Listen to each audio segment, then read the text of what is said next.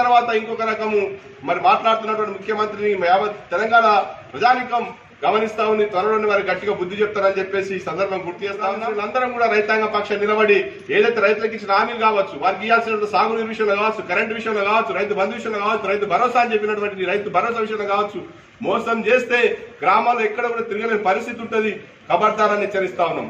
ఒక మాట అయితే చివరిగా మన సామెత ఉన్నది, మన తెలంగాణ ప్రాంతంలో ఎద్దేడ్చిన వ్యవసాయం రైతు రాజ్యాంగం బాగుపడదని చెప్పేసి ఒక సామెత ఉన్నది. ఖబర్దార్ రేవంత్ రెడ్డి, నీకు నూకలు చెల్లినాయి, రైతులతో పెట్టుకున్నాడు, ఎవరు కూడా బాగుపడలేడు, ఆ రాజ్యాంగం బాగుపడలేదు, తస్మాత్ జాగ్రత్త, వెంటనే క్షమాపణ చెప్పాలి యావత్ రైతాంగానికి.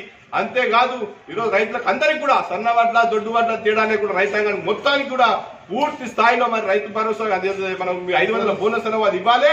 మరి కళ్ళాల్లో కూడా కాల వర్షాలతోటి లక్షలాది మంది రైతులు ఇబ్బందులు పడతా ఉన్నారు. ఆ ధాన్యాన్ని కూడా వెంటనే సేకరించాలి, వారికి అందరికీ కూడా వెంటనే గిట్టుబాటు ధర చెల్లించి రైతాంగాన్ని ఆదుకోవాలి.